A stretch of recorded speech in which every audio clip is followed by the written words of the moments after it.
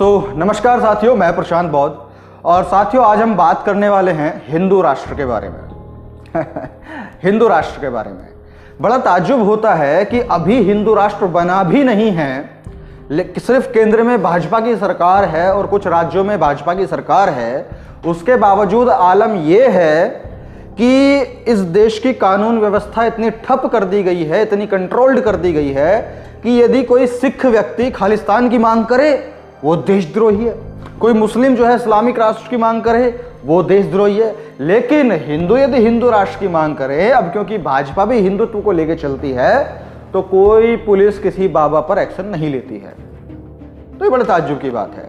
अभी आपने देखा होगा धीरेन्द्र शास्त्री, एक 27-28 साल का लड़का, और एक चाचा हमारे देवकी नंदन ठाकुर, ये बड़ा जो है जोर शोर लगाने में लगे हुए हैं कि हमको हिंदू राष्ट्र चाहिए, हमको हिंदू राष्ट्र चाहिए। अब धीरेन्द्र शास्त्री और देवकीनंदन ठाकुर से एक इंटरव्यू में पूछा भी गया, जो कि मैंने कल ही डाला था अपने पेज पे, आप जाकर उसको देख सकते हैं, कि भैया एक बात बताओ, तुम्हें हिंदू राष्ट्र चाहिए, क्यों चाहिए? अभी तुम्हें ऐसी कौन सी कमियां जो है वो दिखाई दे रही हैं, या कौन सी ऐसी चीज है जो तुम्हें नहीं मिल पा रही है आज के राष्ट्र में और तुमको हिंदू राष्ट्र में मिलेगी? इनसे ये बताया नहीं गया कि अब क्या नहीं मिल रहा और तब क्या मिलेगा, हमें क्या मिलेगा और देश के लोगों को क्या मिलेगा, बताया नहीं जा रहा। अब बताए कहां से? भैया कुछ पढ़े लिखे सीखे समझे समाज में जिए जाए हों तो कुछ पता हो, लेकिन क्या है कि हाँ धर्म है, भगवान है, ईश्वर है, ये है, ग्रंथ है, बस ये चाहिए। इनको मतलब नहीं शिक्षा से, इनको मतलब नहीं रोजगार से, इनको मतलब नहीं देश की ग्रोथ से, इनको मतलब नहीं देशवासियों की ग्रोथ से, इनको अपने से मतलब है। तो इनसे बताया नहीं गया। और बड़ा बेहतरीन चीज ये है कि धीरेन्द्र शास्त्री जब ये कहता है कि हमको हिंदू राष्ट्र चाहिए और तुम मेरा साथ दो, मैं तुम्हें हिंदू राष्ट्र दूंगा, अबे मतलब आज की क्या स्थिति बन गई है। और खास तौर से मैं जो बात करना चाहूंगा मेरे देश के SC ST OBC समाज के लोगों से, जो बेचारे मूर्ख या नादान या बेचारे जो है उसके चंगुल में फंसे हुए हैं और उसके साथ में जो है बोल रहे हैं कि अरे नहीं नहीं, हाँ हाँ हमें हिंदू राष्ट्र चाहिए, हम बाबा के साथ हैं। मैं उन लोगों से कहना चाहूंगा कि यार एक बात बताओ, हिंदू राष्ट्र यदि बन भी जाएगा तो तुमको क्या मिल जाएगा? तुमको अपनी आजीविका के लिए आज भी संघर्ष करना पड़ रहा है, सारे मौलिक अधिकार होने के बावजूद भी बहुत कठिन संघर्ष करना पड़ रहा है, और कल को भी संघर्ष करना पड़ेगा खुद से। और शायद उस समय पर आपके मौलिक अधिकार आपके पास में ना हो तो कोई कानून व्यवस्था नहीं रहेगी जहां पे आप जाकर के जो है शिकायत कर पाओगे। हाँ, किसी गांव में जो है ठाकुर बनिए या ब्राह्मण जो है वो होंगे, क्या बोलते हैं, प्रधान होंगे, और वहां पर जाकर आप अपनी समस्या का समाधान उनसे मांगोगे और वो तो भाई अपने हिसाब से समाधान करेंगे। मान लिया किसी उच्च वर्ग के व्यक्ति ने आपके नीच वर्ग की के लड़की के साथ में या फिर परिवार के साथ में कुछ हादसा कर दिया, तो ब्राह्मण वर्ग क्या कहेगा? अरे अच्छा ऐसा कर दिया, चल बेटा 10 उठक बैठक लगा ले, चलो मामला खत्म। बेटा देखो भाई सजा मिल गई, दे दी ना हमने, हाँ ठीक है। उसके बाद में यदि निचले वर्ग ने कुछ उचले वर्ग का नुकसान कर दिया तो सजा क्या होगी क्या नहीं होगी, ये शायद आप अभी सोच भी नहीं सकते हैं। अच्छा, ये इतनी गंभीर स्थिति में आपको क्यों बता रहा हूं? वो इसलिए बता रहा हूं, चलो हिंदू राष्ट्र तो अभी बना नहीं है और शायद ना कभी बन पाएगा, लेकिन भाजपा जो इस देश में आई, केंद्र में आई, तमाम राज्यों में आई, वो किस चीज को लेकर के आई? और आज तक भी वो क्या दावा करती है कि जी भाजपा जो है वो हिंदू धर्म की समर्थक है, भाजपा जो है वो हिंदू धर्म को सुरक्षित करके रखी है, हिंदुत्व जो है वो भाजपा की वजह से ही बचा हुआ है, और भाजपा की वजह से ही राम मंदिर बना है, और बीजेपी की वजह से ही सब कुछ बढ़िया बढ़िया हो रहा है, चल रहा है, देश में विकास हो रहा है। अच्छा, तो अब मैं सवाल फिर से पूछना चाहूंगा अपने उन मूर्ख और बेचारे SC ST OBC समाज के लोगों से, जो इन लोगों का इस बात में समर्थन कर रहे हैं, कि एक बात बताओ भाई, देखो मुझे जनरल वर्ग से कोई मतलब नहीं है, क्योंकि हिंदू राष्ट्र बनने के बाद में उनकी तो मौज ही होनी है, तो भाई वो तो चाहेंगे कि हिंदू राष्ट्र बने, लेकिन जो लंका जो लगेगी, जो डंडा जो डलेगा, वो तुम्हारे पिछवाड़े पे लगेगा। तो इसीलिए जो मेरा सवाल है वो आप लोगों से है, भाई भाजपा इस देश में है, आप लोग समर्थन कर रहे हो भाजपा का, मोदी जी का और RSS का, सबका। अभी पेट्रोल पंप पे यदि मैं पेट्रोल डलाने जाता हूं तो मुझे पड़ता है 100 रुपए लीटर, ठीक है। अब यदि आप जाते हो तो आपको कितने का देगा वो? 100 रुपये लीटर। लेकिन यदि आप उसको बताते हो कि हाँ भाई मैं कट्टर हिंदू हूँ, मैं धार्मिक हूँ, मैं सनातनी हूँ, कट्टर सनातनी हूँ, और मैं फला बाबा के चरण चाटता हूँ, मैं उनकी सेवा करता हूँ, मैं उनका भी सेवक हूँ, मैं भाजपा का समर्थक हूँ, उसके बाद में आपको कितने रुपए लीटर मिलेगा तेल? तब भी 100 रुपये मिलेगा। 95 रुपये लीटर तक भी नहीं मिलेगा। मैं बहुत डिस्काउंट की बात नहीं कर रहा, जो हमें पहले मिलता था 60, 65, 70 मान लो, उसकी बात नहीं कर रहा। 95 रुपये लीटर तक नहीं मिलेगा अपनी पूरी आइडेंटिटी बताने के बाद भी। अच्छा, गैस सिलेंडर 400, 450 से विद इन कुछ ईयर्स वो पहुंच गया 1200, 1250, 1300। अच्छा, मुझे तो उतने का मिलता है क्योंकि मैं तो भाजपा विरोधी हूं और मैं ये जो इनकी विचारधारा है इनका विरोधी हूं, तो मुझे मिलेगा 1250 का। अच्छा, यदि आप सिलेंडर वाले को बोलो कि भैया मैं कट्टर हिंदू हूं, कट्टर सनातनी हूं, मैं धर्म रक्षक हूं, और मैं फला बाबा के चरण चाटता हूं, मैं उनका भी सेवक हूं, मैं मोदी जी का समर्थक हूं, सब कुछ है, आपको कितने का मिलेगा? उतने का ही मिलेगा। आज के डेट में टमाटर के रेट 150 से 200 रुपए किलो तक पहुंच रहे हैं। अगर मैं लेने जाऊं तो मुझे 200 रुपए किलो मिलेगा, आप जाओगे तो आपको कितने का मिलेगा? पूरी आइडेंटिटी बताने के बाद भी 200 रुपए किलो ही मिलेगा, आपको 5 रुपए का भी डिस्काउंट नहीं देगा। यानी कि आप लोगों को एक बात ये समझनी चाहिए कि इस देश में आज संविधान लागू है, पूरी कानून व्यवस्था है, कानून प्रणाली है, आप सभी लोगों को, इस देश के सभी लोगों को समानता का अधिकार है। जो लोग पिछड़े थे उनको लेवल अप करने के लिए कुछ स्पेशल अधिकार दिए हैं ताकि जो समाज है वो बराबरी के साथ में आगे बढ़ पाए और अपनी तरक्की जो है अपनी काबिलियत के अनुसार जो है तय कर पाए। और जो आज की आपकी आजीविका है उसको जीने के लिए जितनी भी चीजें आपको चाहिए, अब चाहे भाजपा की सरकार हो, चाहे कांग्रेस की हो, चाहे सपा हो, चाहे बसपा हो, चाहे कोई भी सरकार हो, आपको अपनी आजीविका की सारी चीजें खरीदनी पड़ेंगी अपनी मेहनत से, अपनी कमाई से। कोई भी मोदी जी, कोई भी ये धीरेन्द्र बीरेन्द्र शास्त्री, कोई भी देवकीनंदन ठाकुर, कोई भी हिंदू राष्ट्र का कट्टर समर्थक या जो संगठन चला रहे हैं बड़े बड़े, कोई भी आपके घर में आकर आपको 500, 1000 रुपए नहीं देने वाला। यानी कि आज जब सब कुछ बढ़िया है तब भी आपको अपनी आजीविका चलाने के लिए आपको खुद संघर्ष करके चीजों को आगे बढ़ाना है, मैनेज करना है। और यदि कोई अत्याचार, अपमान या लूटपाट या किसी भी तरह की कोई घटना घटित होती है या कोई आपको लगता है कि ये मेरे मानव अधिकारों के विपरीत है, तो आपके पास में अधिकार है कि आप पुलिस में जाकर के शिकायत दर्ज कर सकते हैं और वो आपकी शिकायत पर एक्शन लेंगे।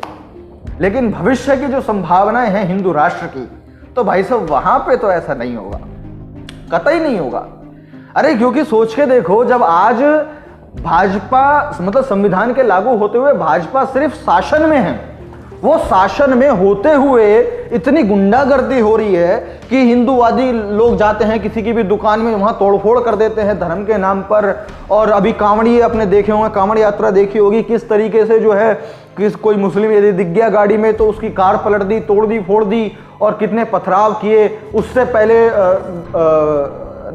नवमी की यात्रा थी, शोभा यात्रा थी, उसमें कितना पथराव, कितने दंगे हुए।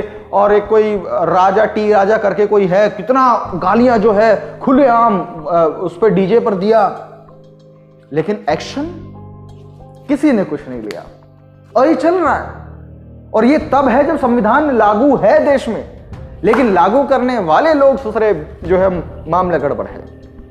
तो सोचिए, जब संविधान ही नहीं रहेगा, कानून व्यवस्था नहीं रहेगी, समानता का अधिकार नहीं रहेगा, आपके जो मानव अधिकार सुरक्षित हैं आज की इस डेट में वो नहीं रहेंगे, तो है मेरे SC ST OBC भाइयों, मतलब डॉक्टर अंबेडकर ने, ये जितने महापुरुषों ने जो संघर्ष करके, लड़के, अपमान सह करके, अपने बच्चों का बलिदान दे करके, अपना व्यक्तिगत निजी जीवन को पूरा न्योछावर करके, जो तुम्हारे लिए संघर्ष करके आज ये मुकाम ला करके आपको दिया, आप उसकी ऐसी धज्जियां उड़ा रहे हो, ऐसी।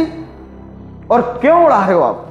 क्योंकि आपको तैयार किया गया है सरकार के माध्यम से कि भाई प्राइवेट में ये पढ़ नहीं पाएंगे, सरकारी में एजुकेशन हम देंगे नहीं, तो रह गया क्या? अनपढ़, अशिक्षित, उसके अंदर कॉन्फिडेंस नहीं, मोटिवेशन नहीं, उस अब खुशी, सेटिस्फैक्शन हर आदमी का एक जोनर होता है कि भाई हाँ मुझे यहाँ से खुशी मिलती है, हाँ हाँ मुझे यहाँ से संतुष्टि मिलती है। तो अब जब देश के लोग, SC ST OBC समाज के लोग शिक्षित नहीं हैं, कुछ ज़्यादा चीज़ों को जानते नहीं हैं क्योंकि एक्सप्लोर नहीं किया है, तो उनकी जो सेटिस्फेक्शन लेने की या वो कहते हैं ना आत्म शांति लेने की, उनका जो तरीका है वो वही है जो पुराना था। हे ईश्वर, हे भगवान, और कभी कांवड़ ला करके शांति मिल रही है, कभी कुछ ला करके मिल रही है। लोग कहते हैं पॉजिटिव एनर्जी, इससे पॉजिटिव वाइब आती है। अरे वो तो आपके ऊपर डिपेंड है भाई कि आप किस चीज को लेकर के क्या सोचते हो और आपको वहां पर पॉजिटिव वाइब मिलती है। मैं तो नहीं जाता मंदिर में, मैं तो नहीं जाता जल लेने, कांवड़ लेने, मैं तो नहीं जाता किसी केदारनाथ में या इधर उधर उधर, और आपको क्या लगता है मैं अशांत हूं, मुझे शांति नहीं मिलती? मिलती है, लेकिन मेरी जगहें अलग हैं और जगहें वो आज के हिसाब से हैं। तो आप लोगों को तैयार किया गया है प्रॉपर एजुकेशन ना दे करके, आपको ज्यादा एक्सप्लोरेशन ना करवा, मतलब जो एक्सप्लोरेशन आप कर सकते थे उसको कंट्रोल करके, महंगाई बढ़ा करके आपको कंट्रोल किया गया है। और आज स्थिति ये हो चुकी है कि इस देश के लोग इतने हताश, निराश, परेशान हो चुके हैं, उनके दिमाग में ये बैठा दिया है कि संविधान से देखो तुम्हारा क्या भला हुआ, क्या भला हुआ, तुमको अपराधी को सजा नहीं मिल रही है और सब खुले घूम रहे हैं, देखो क्या हुआ संविधान के राज में। हाँ, हिंदू राष्ट्र यदि बनेगा तो हिंदू राष्ट्र में आप सुरक्षित रहेंगे, धर्म आगे बढ़ेगा, बाबा आगे बढ़ेंगे और कट्टर सनातन धर्म जो है पूरे विश्व में फैलेगा। आप सोच करके तो देखिए, विचार तो कीजिए कि आप किन बातों पर विश्वास कर रहे हो। मतलब हिंदू राष्ट्र बन जाएगा तो सनातन विश्व में फैलेगा। अरे तुम अपनी मट्टी पलीत खुद करते हो भाई, तो तुम हिंदू राष्ट्र भी बना लो, कुछ भी कर लो, तुम पहले भी हग रहे थे, आज भी हग रहे हो, कल को भी हगोगे। परिवर्तन व्यवस्था में लाना है, वो तुम्हें ही अपनी में लाना पड़ेगा।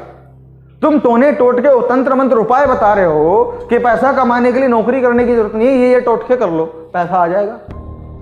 कर्जा नहीं उतर रहा, मेहनत करके पैसा कमा के पैसा वापस भेज दो। आप एक काम करो, ये कर लो, वो कर लो, कर्ज उतर जाएगा। कौन से देश की बातें बता रहे हो भाई? तुम भारत में रह रहे हो, इसी ग्रह पे हो, बता रहे हो और सोच रहे हो कि इन सब चीजों से इन्फ्लुएंस होंगे बाकी बाहर के लोग। अरे थूकेंगे तुम्हारे मुंह पे, थूकेंगे, लेकिन चल रहा है, चल रहा है, चल रहा है। अब देखो, बातें बहुत सारी हैं, चीजें बहुत सारी हैं, और मैं आपको एक बात और बताना चाहूंगा कि ये जितने भी बाबा लोग हिंदू राष्ट्र की बात कर रहे हैं, अगर इनसे कह दिया जाए ना कि भाई हिंदू राष्ट्र का संविधान कैसा होगा या हिंदू राष्ट्र पे क्या क्या कानून किस किस के लिए क्या क्या उपयोगी होंगे, क्या होंगे, इन सारे बाबाओं की रहट बाहर आ जाएगी। सारे बाबाओं की, चाहे वो देवीनंदन ठाकुर हो, चाहे वो धीरेन्द्र शास्त्री हो। क्यों आ जाएगी? धीरेन्द्र शास्त्री खुद कहता है मैं तो भैया अंगूठा टेकूं, मैं तो नहीं पढ़ा। अब जब तू पढ़ा ही नहीं है तो तू लिखेगा कैसे? जब तूने हिंदू धर्म सनातन ये वो अगड़म झगड़म 27-28 साल का लौंडा, तूने अपने 1-2 शहर से ज्यादा कुछ देखा नहीं है, तो क्या लिखेगा भाई? कि बस हाँ धार्मिक है, ये होना चाहिए, वो होना चाहिए, जहां मुस्लिम है मुस्लिम वहीं रहेंगे, जो स्थिति है वो वहीं रहेगी, जैसा आज चल रहा है वैसा ही चलता रहेगा, बस नाम बदल जाएगा हिंदू राष्ट्र। मतलब तुम्हारी औकात नहीं है चीजों को नेक्स्ट तरीके से डिफाइन करने की, या फिर जो अधिकार लोगों को तुम देना चाहते हो उनको बताने की। तो ये बोल दिया कि जो जैसा है वैसा ही रहेगा, हाँ सेकुलर रहेगा, सब देश सब धर्म के लोग रह सकते हैं, लेकिन राष्ट्र हमको हिंदू चाहिए। तो एक बात सुन लो मेरे भाइयों, जितने भी इस देश के SC ST OBC, जनरल वर्ग को मैं नहीं बोलूंगा भाई, उनको तो मजे मिलेंगे, उनको फिर वो तो चाहेंगे कि बने। मैं बात करना चाहता हूं अपने SC ST OBC भाइयों से कि आपका जो विचार है वो ठीक है, रखिए, उसमें कोई दिक्कत नहीं है, लेकिन मैं बस आपको 2-3 नाम बता देना चाहता हूं। ज्योतिबा फूले, ठीक है, पेरियार, कांशीराम जी, डॉक्टर अंबेडकर, ये इन 4-5 लोगों का आप थोड़ा इतिहास पढ़ लीजिए, क्योंकि ये वो लोग हैं जिन्होंने संघर्ष किया है अपने एक व्यक्तिगत क्षेत्र में। ज्योतिबा फूले ने शिक्षा को लेकर के आगे बढ़ाया। पेरियार जी ने जो अंधभक्ति, पाखंड, से लोग ग्रसित थे, दिमाग संकुचित हो रखा था, उस पर काम किया। डॉक्टर अंबेडकर ने सामाजिक जो कुरीतियां थीं उनसे उन लोगों को अवगत कराया, और जो इस देश के जो तमाम लोग हैं उन सभी लोगों को मानवाधिकार जो है वो संविधान के रूप से देने का काम किया। पूरे विश्व के सबसे ज़्यादा शिक्षित व्यक्ति वो रहे हैं। उसके बाद में कांशीराम जी ने, जो कि एक विश्व प्रख्यात अंबेडकर थे और जिसको इतिहास के माध्यम से दबाने का पूरा प्रयास किया गया, कांशीराम जी ने साइकिल पर घूम घूम कर पूरे देश के लोगों में डॉक्टर अंबेडकर की नाम की क्रांति लेकर आई। अगर आज आप और मैं डॉक्टर अंबेडकर के बारे में जानते हैं तो वो सिर्फ और सिर्फ देन है कांशीराम जी की। तो आप इन लोगों का थोड़ा इतिहास पढ़िए, अपना इतिहास पढ़िए, बहुजन समाज का इतिहास पढ़िए, दलितों का इतिहास पढ़िए कि भाई साहब पहले स्थिति क्या थी। और पहले वो हिंदू राष्ट्र ही था, क्योंकि शासन इन्हीं का था, ब्राह्मणों का। तो पहले हिंदू राष्ट्र था, उससे बदल करके जो है फिर ये संविधान लागू हुआ और ये हमारा देश इंडिया बना, भारत बना। अब उसके बाद में भी, क्योंकि हमारे समाज के लोगों के पास में संसाधन पहले से ही कम थे, और जैसे ही हम डेवलप होने लगे, चाहे वो आरक्षण की वजह से, चाहे किसी भी वजह से, तो इनको चुभने लगा। और कितना चुभते हैं इनको आप देखते होंगे सोशल मीडिया पे खूब, कि आए दिन ये आरक्षण को कोसते रहेंगे, गाली बकते रहेंगे, ये कहते रहेंगे, वो कहते रहेंगे। तो वो चुभने लगे, और जब इनको लगा कि यार मामला पीक पे जा रहा है, ये तो निकलते जा रहे हैं, और कल को यार जो हमारे चरणों में रहते थे वो साले हमारे सर पे चढ़ के मूतेंगे, तो एक काम करो, इनको ऐसा बनाओ। तो इन्होंने पूरी व्यवस्था बनाया, और व्यवस्था बनाने के बाद में आज माहौल ऐसा बना दिया गया है कि आप ही लोगों को तैयार कर दिया, जिस संविधान से आपको स्पेशल राइट मिलते हैं अपने जीवन शैली को आगे बढ़ाने के लिए, आप ही को ऐसा तैयार कर दिया कि आप खुद उस संविधान के विरोध में जाएंगे और आप एक नए संविधान, एक नए ग्रंथ की लागू करने के लिए बोलेंगे। तो इसीलिए भाई साहब ऐसा है कि समय से पहले सोच विचार कीजिए, चीज़ों को देखिए, 2-3 तरफों से देखिए, एक तरफ मत देखते रहिए कि बाबा क्या कह रहा है। अरे भाई, उसको कहने के लिए पीछे से फंड हो रहा है। एक 27-28 साल के लौंडे के पास में इतना पैसा नहीं है कि वो इतने बड़े बड़े पंडाल लगा करके जो है सब कुछ कर ले। हनुमान जी नहीं दे रहे उसको पैसा, उसको लोग फंड कर रहे हैं, उसको लोग पैसा दे रहे हैं। अब जो फंड दे रहा है, जो पैसा दे रहा है, वो बेवकूफ़ नहीं है, गधा नहीं है जो करोड़ों रुपए दे रहा है। वो 10 करोड़ लगा करके 100 करोड़ निकालने का प्लान बना करके बैठा है। यह बात आपको समझनी पड़ेगी, सीधी सी। तो ठीक है साथियों, अगर आपको समझ में आती हैं ये बातें तो समझिए, और इस देश के अन्य समाज के लोगों को समझाने के लिए, बहुजन समाज के लोगों को समझाने के लिए इस वीडियो को शेयर कीजिए। मैं प्रशांत बोध मिलता हूं आपसे अगली वीडियो में, तब तक के लिए बहुत बहुत शुक्रिया, धन्यवाद।